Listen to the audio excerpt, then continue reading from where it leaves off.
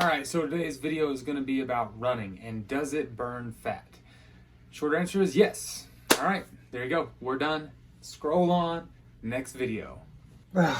Okay, so you want to know how? All right, I'm going to need some caffeine for this one because it's too early in the morning for this stuff.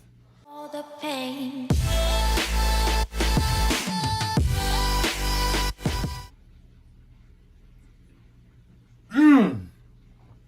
Orange Dreamsicle, baby. This is not a sponsored video, but it is some good stuff. We're going to talk about running. We're going to talk about fat loss.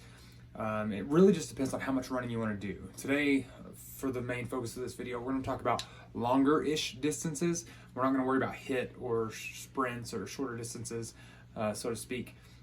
A longer-ish distance for me would be somewhere around the 2 to 5 mile mark.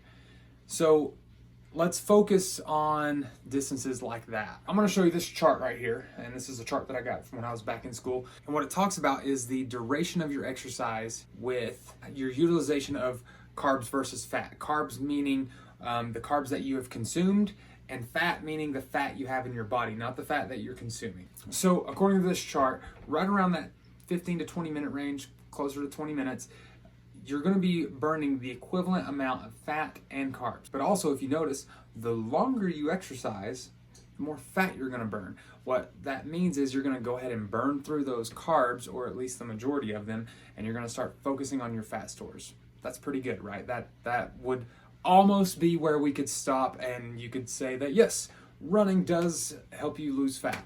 But there's a lot more to the story, as with everything in life. Now, we're going to look at another chart from when I was in college, and this chart is going to go over the crossover effect. Crossover effect talks about intensity. So the harder you go into your workouts, the more of your carb sources you're going to use for energy. Once you've ran through the carbs that you have consumed in your diet, you're going to go off of your glycogen stores, and after you deplete your glycogen stores, then you're going to work on your fat stores. But with this crossover effect, you can see that the lower the intensity, the more focused your body's going to be on using your fat stores as your energy source. So the equivalent of burning more fat. So taking what we learned from the first chart and taking what we learned from the second chart, if we go for a long time at a relatively slow pace, then you're going to burn more fat.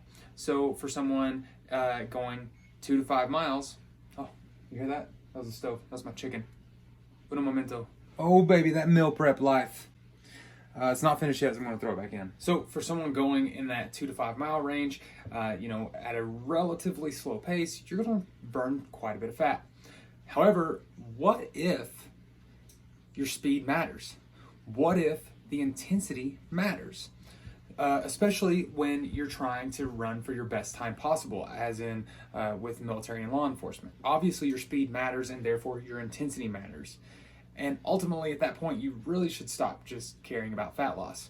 But if it does matter to you, let's dive a little deeper. Based on the information that we just said, you would think that you should just go about your workouts fasted, because then your glycogen stores would be somewhat depleted, and you'd be able to go basically right off of your fat stores that your body's keeping for you. However, if your performance does matter, you should do a somewhat small snack prior to your workout.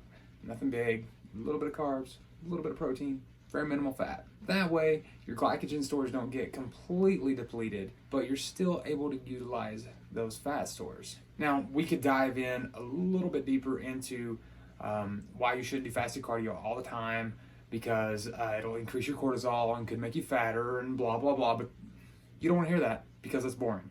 If you do want to hear about that, comment down below. I'm happy to make a video about it later on in the future. Right now, we're mostly talking about running and fat loss, and maybe even performance as well. Now, if you're interested in learning more about getting into running shape, just start running. But if you need a program, one that I recommend and that I've tried is through the Nike Run Club.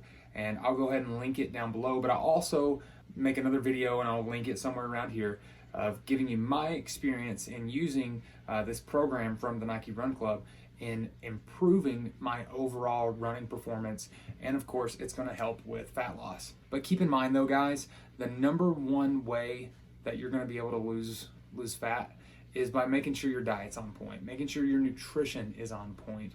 You're getting the appropriate ratios of carbs, fats, and protein. And of course, you can watch one of my fat loss macro videos. They're floating around here somewhere. That should help give you an extra boost on getting your nutrition on point. If you like this video, like it, subscribe to the channel, hit the notification bell button, share it with your friends, do whatever makes you happy, and hope you have a great day.